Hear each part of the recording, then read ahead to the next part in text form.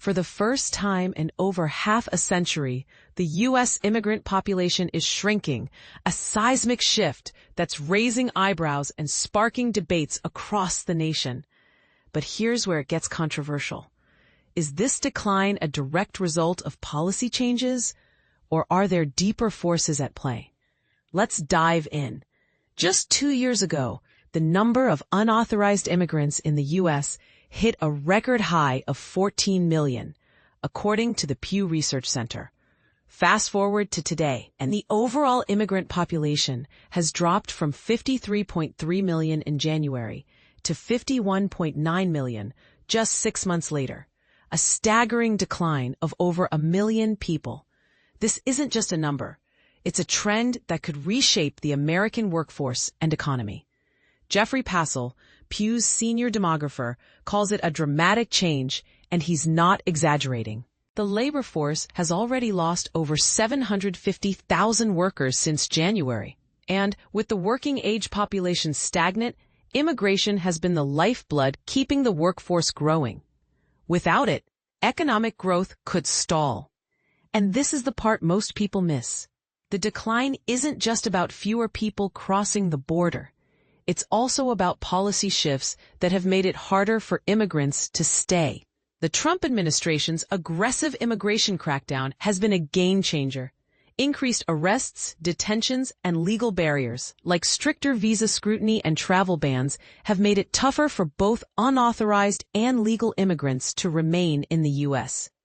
Meanwhile, the Biden administration's 2024 policies, including halting asylum applications and suspending parole programs, have further slowed the influx of immigrants. But is this decline sustainable? Passel notes that the data is still preliminary, and response rates to immigration surveys are dropping, making it hard to pinpoint the exact causes. Here's a surprising twist. Despite the overall decline, the U.S. still has more immigrants than any other country.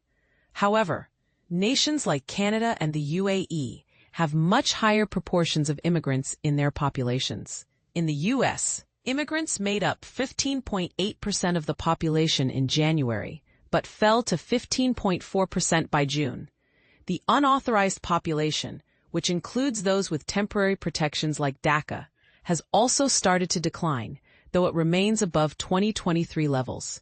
Now, for the controversial question, are these policy changes addressing legitimate concerns, or are they creating unnecessary barriers?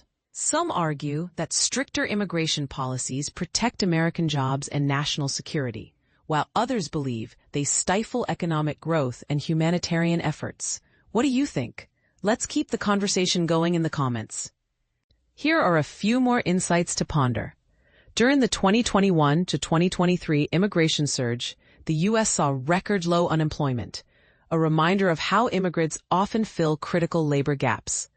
The origins of new immigrants are shifting, with more coming from South America rather than Mexico or Central America.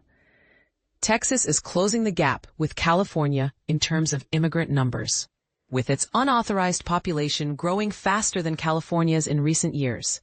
This isn't just a story about numbers. It's about people, policies, and the future of a nation. What does this decline mean for America's identity and economy? Share your thoughts below. This is a conversation we all need to be part of.